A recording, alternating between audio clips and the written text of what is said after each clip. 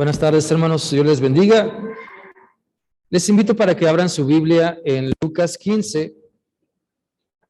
Vamos a meditar en esta porción de la Biblia, Lucas 15, del 1 al 7. Hoy vamos a estar analizando esa misión de rescate de Dios. Él vino a rescatarnos, por eso envió a su Hijo a redimirnos. La misión de rescate de Dios en Navidad es lo que vamos a estar analizando hoy en el pasaje de Lucas 15 del 1 al 7.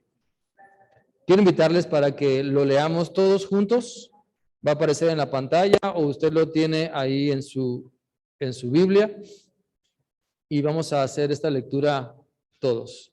Dice así: se acercaban a Jesús todos los publicanos y pecadores para oírle, y los fariseos y los escribas murmuraban diciendo: Este a los pecadores recibe y con ellos come. Entonces él les refirió esta parábola diciendo: ¿Qué hombre de vosotros, teniendo 100 ovejas, si pierde una de ellas, no deja las 99 y en el desierto y va tras la que se perdió hasta encontrarla? Y cuando la encuentra, la pone sobre sus hombros gozoso, y al llegar a casa reúne a sus amigos y vecinos diciéndoles: Gozaos conmigo, porque he encontrado mi oveja que se había perdido. Os digo que así habrá más gozo en el cielo por un pecador que se arrepiente que por 99 justos que no necesitan de arrepentimiento. Dios, te damos muchas gracias por el tiempo que nos das hoy de estar aquí. Gracias, Señor, por la vida. Te pedimos que tú nos hables, te rogamos que tú nos enseñes, Señor, a poner en práctica lo que tu palabra nos enseña. En Cristo Jesús. Amén. Durante este mes de diciembre, como ustedes saben, hemos estado analizando algunos pasajes de la Biblia que nos enseñan sobre el nacimiento de Jesucristo. Y por medio de este pasaje de hoy, aunque no habla literalmente del nacimiento de Jesús, aquí en Lucas 15 del 1 al 7, habla de la oveja perdida, la parábola de la oveja perdida, pero podemos extraer algunas enseñanzas que podemos ver sobre el para qué vino Cristo a este mundo. Claro que para rescatarnos, para enseñarnos, para guiarnos, para darnos vida eterna. Cristo fue, como lo vemos en este pasaje, Cristo fue duramente criticado por quienes no querían cambiar de una religión a una relación con Dios por medio de su Hijo Jesucristo. Los que querían seguir sus tradiciones siempre criticaron duramente a Cristo. Y la historia se sigue repitiendo siempre. Las personas que no quieren cambiar critican a los que se dejan transformar por Cristo. Los que han sido rescatados por el poder de la sangre de Cristo son juzgados por quienes quieren seguir siendo los mismos para hacer siempre lo mismo.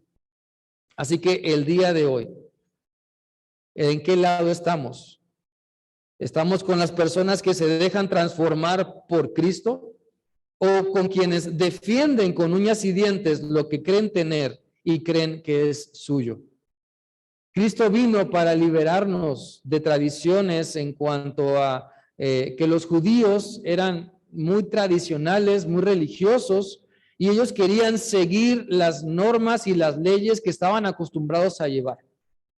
Y entonces para ellos era un escándalo que el Señor Jesús, ¿verdad?, con los milagros que hacía, con las enseñanzas que daba, el poder de Dios manifestándose en su vida, para ellos era impensable que Jesús se relacionara con, como dice aquí, con publicanos, con pecadores, con cobradores de impuestos, con gente de mala fama. ¿Por qué? Porque los fariseos, los escribas, los que se supone que conocían la ley, se sentían, ¿verdad?, que ellos tenían que cuidarse y no contaminarse. Siendo que el Señor les dice, ¿verdad?, que lo que contamina es lo que entra en nuestro corazón. Yo quiero invitarles entonces para analizar este pasaje y poder entender en qué consiste la misión de rescate de Dios y la importancia de participar en ella y sobre todo entender esa misión por la cual Cristo vino al mundo. Es que les invito para leer el primer punto. Va a aparecer aquí enfrente. Dice así: Cristo vino al mundo a darte esperanza. Escúchalo. ¿Por qué no voltea hacia los lados y le dice al que está ahí, escúchalo? ¿Sí? Escúchalo. Cristo vino al mundo a darte esperanza. Escúchalo. Sabes, muchas personas anhelan tener una mejor esperanza, pero se rehúsan a poner más de su vida, más de su esperanza en Cristo. Quieren esperanza sin poner en práctica una fe viva. Sin embargo, solo consiguen momentos pasajeros, donde ponen su confianza en algunas cosas, pero el vacío solamente produce más vacío. La gente busca esperanza, tener esperanza en lo que trae en la bolsa, tener esperanza en lo que tiene en la tarjeta, tener esperanza en lo que tiene en la casa. Sin embargo, todo eso pasa y al final de cuentas la gente sigue sintiéndose vacía. ¿Por qué? Porque no buscamos en el lugar correcto. La verdadera esperanza puede cambiar tu vida. La verdadera esperanza cambia tu carácter, cambia tu forma de pensar, cambia tu forma de actuar. Y esa verdadera esperanza solo la encontramos en Cristo y la podemos desarrollar. Necesitamos poner atención a lo que Cristo nos dice para desarrollar esa esperanza. Nuestra esperanza es como un músculo que necesita ejercitarse, que necesitamos practicar. Si usted escribe con la mano derecha, si se le pide que escriba su nombre con la mano izquierda, va a batallar, ¿verdad? Si usted es izquierdo o zurdo y se le pide que escriba su nombre con la mano derecha, va a batallar. Pero si se pone a practicar, se agarra por ahí el cuaderno de caligrafía de su hijo, de su sobrino, de su nieto, si se pone a practicar con la mano que no escribe, a lo largo de algunos meses lo va a poder hacer. ¿Por qué? Porque es práctica. Lo mismo sucede con nuestra esperanza. Necesitamos practicar nuestra esperanza en Dios. Necesitamos creer y actuar y dejar que el Señor nos vaya mostrando que esa esperanza puede llevarnos a una madurez, a tomar mejores decisiones. Vamos a leer lo que la Biblia dice en Lucas 15, 1 y 2. Lucas 15, 1 y 2. Si quieren acompañarme en la lectura, va a aparecer aquí enfrente. Dice: mientras Jesús enseñaba, se le acercaron muchos de los que cobraban impuestos para el gobierno de Roma y también otras personas a quienes los fariseos consideraban gente de mala fama.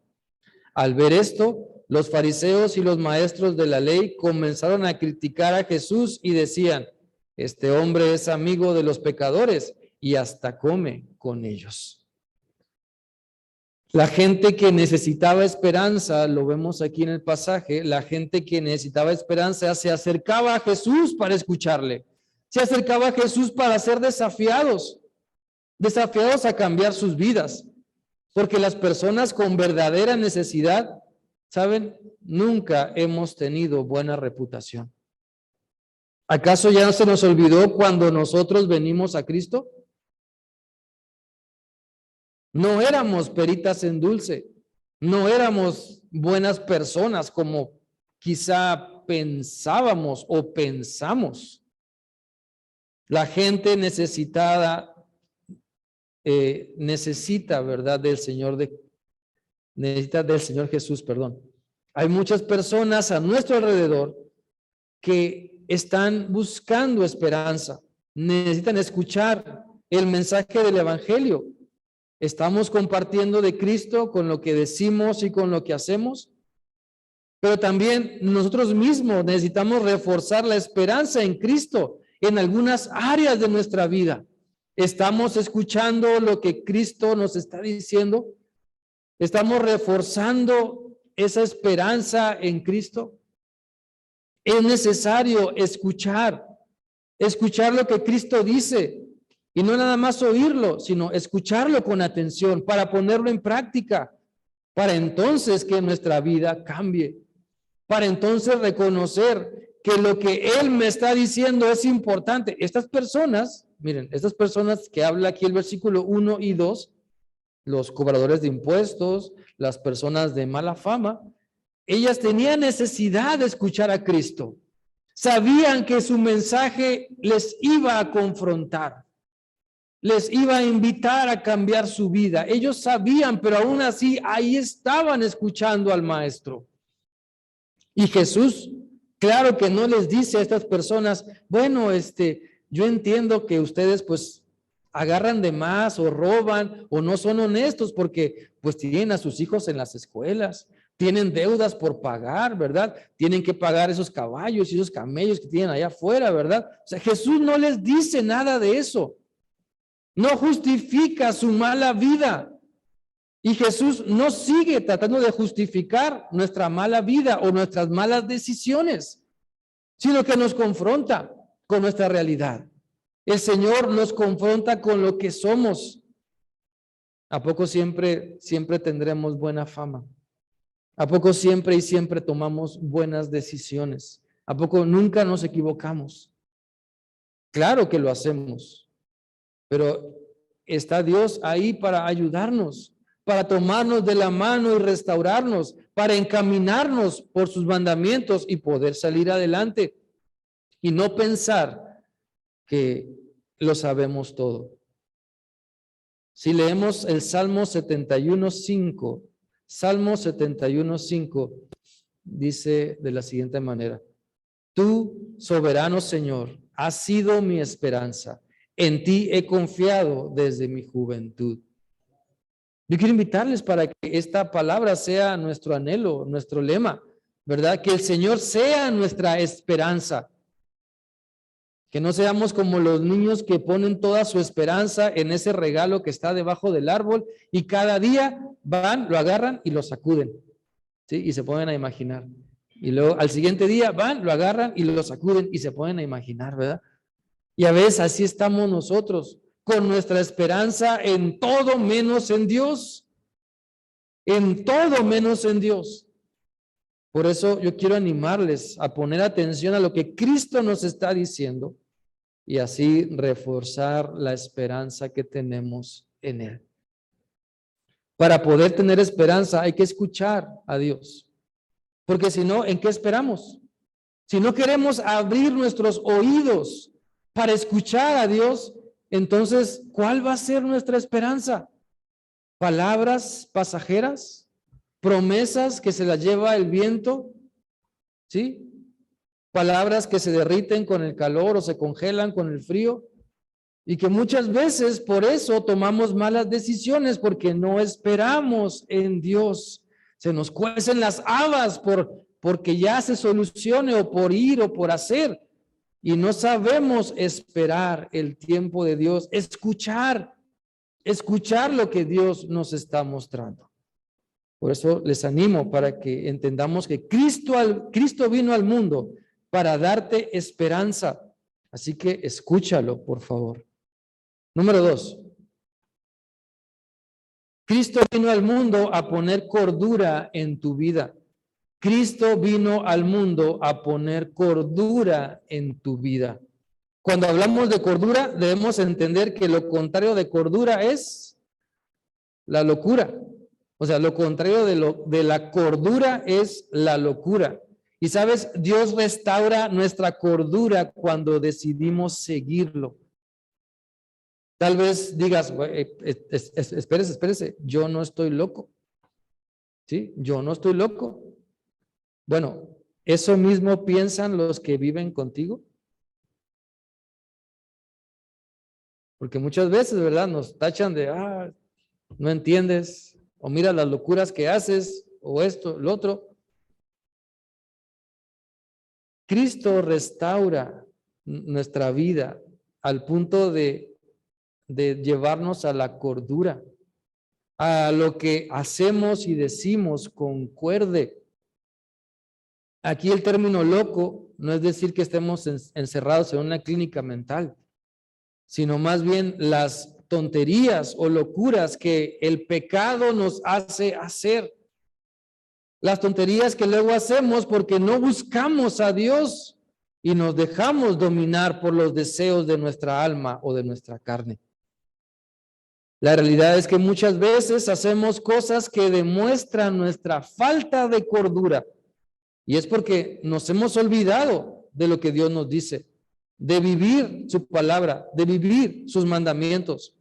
Cristo vino a este mundo. Dios lo envió para rescatarnos, para que tengamos cordura y no andemos en las locuras del pecado y no andemos tomando malas decisiones, ¿verdad? Que pareciera que no tenemos un buen entendimiento, pero es simplemente que no queremos poner en práctica lo que Dios nos dice. Vamos a recordar lo que dice la Biblia en Lucas 15, del 3 al 6.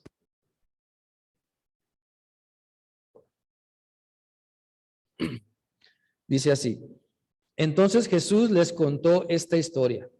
Supongamos que uno de ustedes tiene 100 ovejas y pierde una de ellas. Deja sola a las otras 99 para ir a buscarla, para ir a buscar a la que se le ha perdido hasta encontrarla, ¿verdad?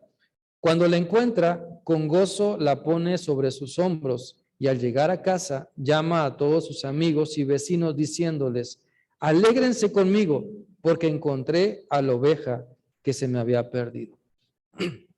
Miren, por medio de esta parábola, por medio de esta historia, Cristo llama a la cordura a todas las personas que lo estaban escuchando, a todas las personas que lo estaban criticando y que se creían muy religiosos, muy santos, como para juntarse con la chusma pecadora. Por medio de esta enseñanza, hermanos, Jesús llama a las personas a ponerlos sobre la tierra, a que no tuvieran un concepto más alto de sí que el que debían tener, como lo dice Romanos 12:3, sino que pensaran de sí mismos con cordura y se comportaran como verdaderos hijos de Dios. Y eso mismo Dios sigue haciendo con nosotros hoy en día. Él quiere que dejemos las locuras del pecado. Él nos llama para que dejemos las locuras de la fama o de buscar fama, las locuras de hacer cosas que según nosotros nos divierten, pero nos dañan. Quiere que dejemos las locuras de que hacemos por ganar más dinero o por quedar bien. Quiere que pongamos los pies sobre la tierra y que seamos cuerdos, coherentes con lo que pensamos, decimos y hacemos. Eso es lo que hace Cristo en nosotros. Para en vez de dejar de hacer cosas que nos dañan o a nuestra familia o nos destruyen, Él quiere que seamos cuerdos, que pensemos mejor las cosas, que lo escuchemos y atendamos a lo que Él nos está diciendo. El Señor cuenta esta parábola para que los fariseos y escribas que lo estaban criticando puedan entender el por qué Él estaba conviviendo con lo que ellos o con las personas que ellos rechazaban. Y les hace ver su locura religiosa, les hace ver su mal estado en el que estaban. Y eso es lo que Dios quiere que usted y yo entendamos, que dejemos esas locuras, sean religiosas o sean por el pecado, que seguimos alimentando en nuestra vida y que nos demos cuenta, ¿verdad?, de lo que está mal, no para decirle a Dios: pues es que así soy, es que pues así he aprendido, pues es que así me enseñaron, sino más bien para arrepentirnos, para escuchar lo que Él tiene que decirnos y cambiar nuestra vida. Lucas 15, en Lucas 15 podemos ver 3 enseñanzas: la parábola de la oveja perdida, la parábola de la oveja perdida, de la moneda perdida, y la parábola del hijo perdido. Y por medio de cada historia, el Señor refleja su amor, refleja esa intención de a qué vino Jesús al mundo. Él vino para que no andemos perdidos. Y para que no andemos perdidos, Él se relaciona primeramente con nosotros y nos hace ver nuestra necesidad, para que podamos entender y querer una mejor relación con Dios a través de Cristo. Así es que Cristo vino a este mundo para desafiarte, para que le escuches, para que le creas, para que seas una persona íntegra, para que dejes las locuras del pecado y te dejes enseñar por él.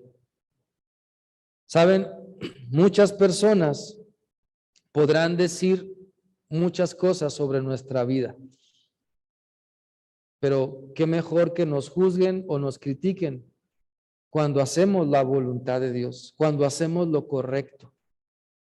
Ustedes pueden ver ahí en las redes sociales, están los mensajes, están los devocionales, y muchas personas a veces escriben ahí, ay, qué exagerado. Han escrito, ¿verdad? En algunas predicaciones o en algunos devocionales, así, ay, qué exagerado. Bueno, a muchas personas les han llamado así. Podemos leer en la Biblia, Hechos 26, del 24 al 25, lo siguiente. Pablo está defendiendo su fe ante el gobernador Festo. Y el versículo 24 y 25 de Hechos 26 dice lo siguiente.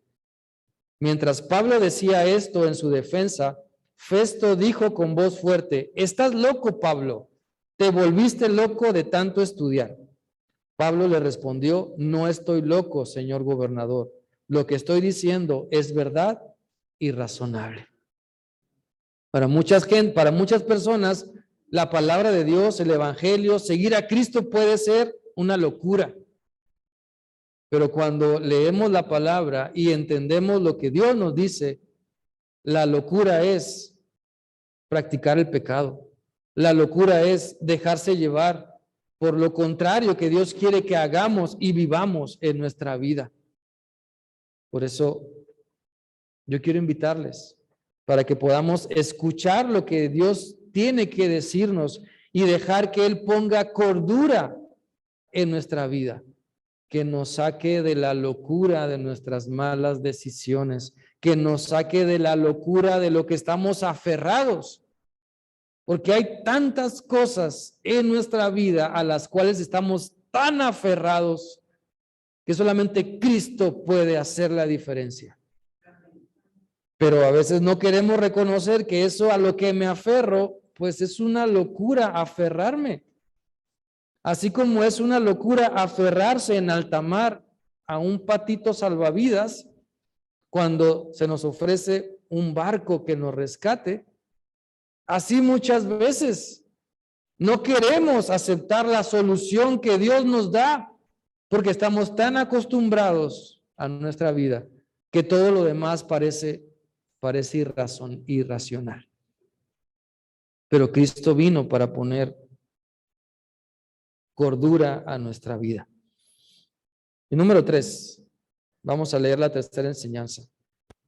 Dice así, Cristo vino al mundo a rescatarte, arrepiéntete. Cristo vino al mundo a rescatarte, arrepiéntete.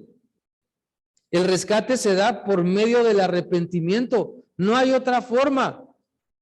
Dios te rescata cuando te humillas para reconocer que la regaste. Dios cambia tu vida cuando te arrepientes para escuchar y vivir sus mandamientos.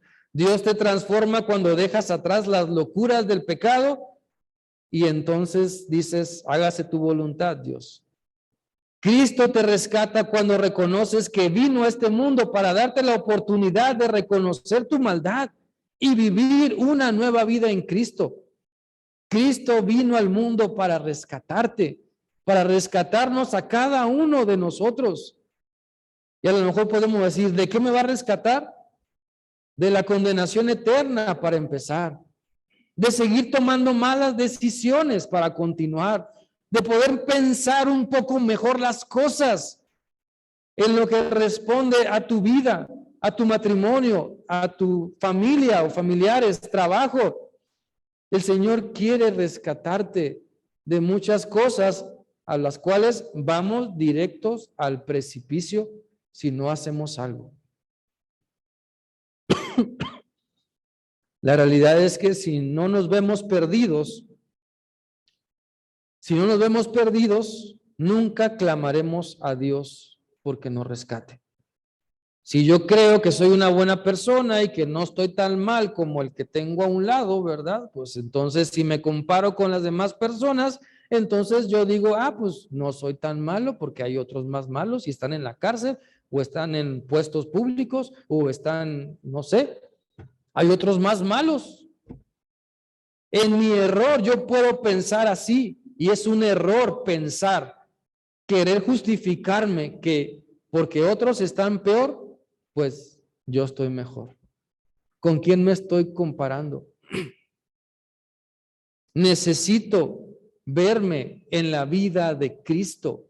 Necesito seguir el modelo de Cristo, no el de las personas malas, sino el de Cristo, para poder ver lo que necesito cambiar. Porque si nunca me veo perdido, si nunca veo mis errores, jamás voy a clamar a Dios para que me rescate y por ende nunca clamaré a Dios por arrepentimiento. ¿Sabes? Lo que produce gozo en la tierra y en el cielo es el arrepentimiento. Lo que produce gozo en el cielo y en la tierra es el arrepentimiento. Entonces, por eso dice Lucas 15:7. Lucas 15:7 dice, les digo que de la misma manera habrá más alegría en el cielo por un pecador que cambia su vida que por 99 personas buenas que no necesitan hacerlo. Lo que produce alegría en el cielo es nuestro arrepentimiento. No es un simple remordimiento de conciencia. Híjole, la regué. Bueno, ni modo, ya después lo haré mejor. No es un remordimiento, sino es, Señor, perdóname porque fallé, me comporté como mentiroso, ladrón, no sé, llamarle por nombre a nuestro pecado y mostrar arrepentimiento. Eso es lo que produce un cambio de vida, no el tiempo. El tiempo no cambia a las personas. El arrepentimiento sí lo hace. Cuando nos arrepentimos para seguir a Cristo, eso lo hace. El tiempo solamente a veces nos vuelve más duros, más reacios o peores personas, sin Dios, claro. Pero necesitamos más de Cristo para poder cambiar, para saber que Él me quiere rescatar y ese método de rescate es el arrepentimiento. El poder decir, Señor, la regué, perdóname. No pensar, Dios es muy bueno. La Biblia dice que Dios es amor, ¿verdad? ¿Verdad que sí? Entonces, pues ya se le va a resbalar a Dios todo lo malo que yo hago. Mientras Dios quiere que nos arrepintamos. Nuestro arrepentimiento es lo que pone contento a Dios. No son mis supuestas buenas obras.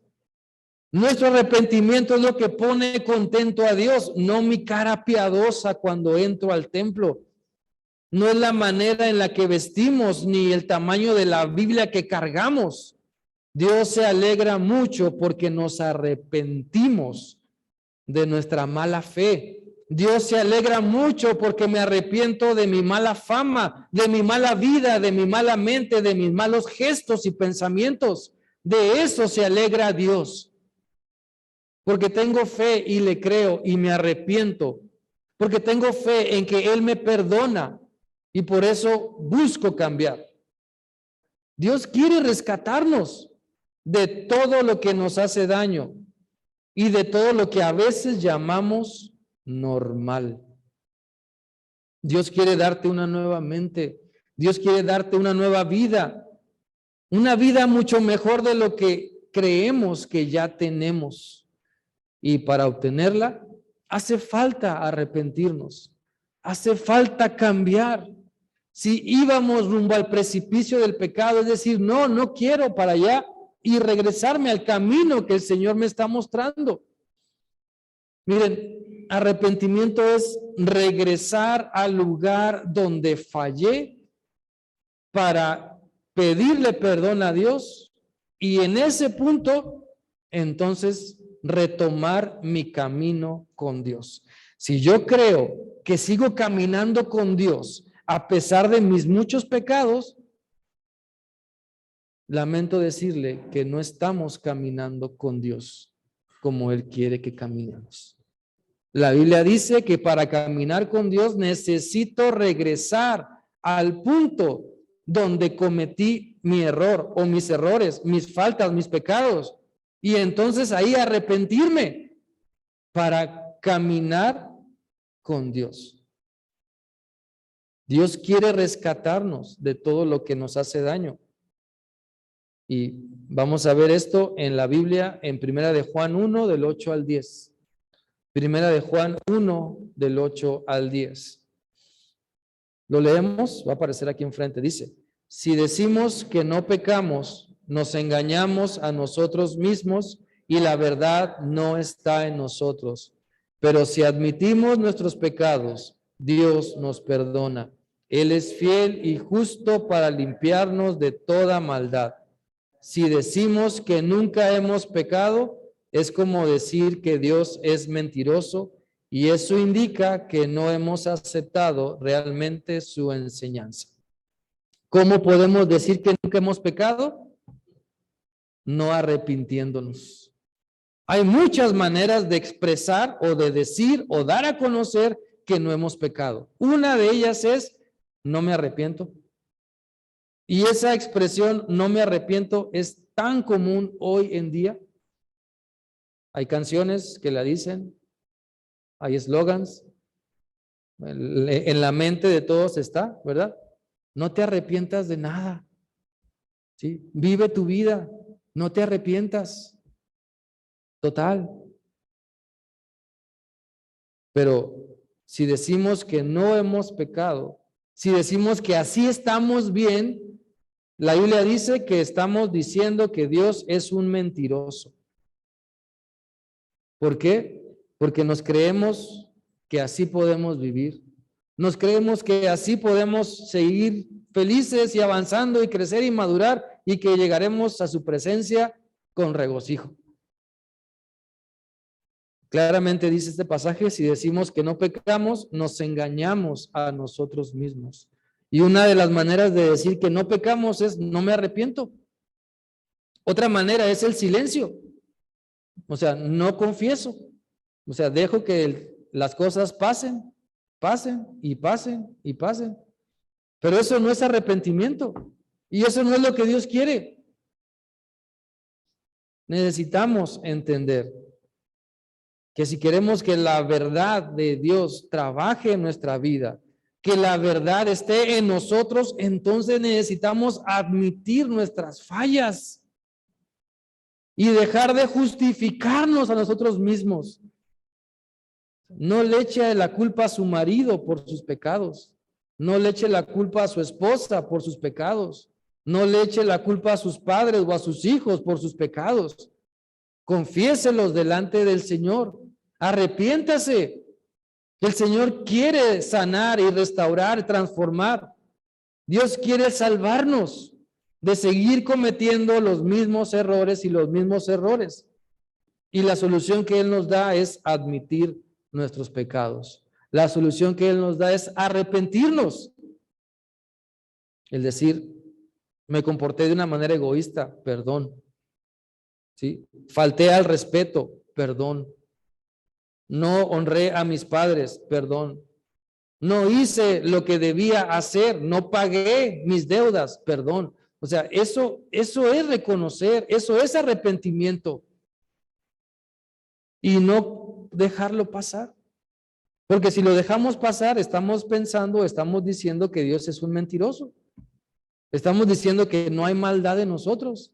Estamos viviendo tan frescos como lechuga, pero en realidad nos estamos pudriendo por dentro. Porque no hay una conciencia de que lo que hice está mal. Y hemos cambiado el nombre de lo malo por común o por moda o por, es que todos lo hacen. Cuando Dios nos llama al arrepentimiento. Cristo vino al mundo a rescatarnos. Entonces, ¿qué debemos hacer? Arrepentirnos simplemente. No se trata de tener una mente culpable y siempre andar, ay Señor, perdóname, dándome golpes de pecho. Tampoco. Pero simplemente reconocer lo que hacemos mal. Tener o pedir a Dios esa conciencia, Señor, dame la capacidad para en cuanto haga algo malo, saberlo y clamar a ti y arrepentirme y no quedarme así. ¿Saben por qué para muchas personas estas fechas son tan tristes?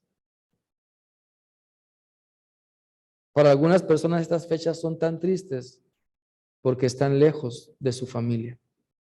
Y están lejos porque no se han arrepentido.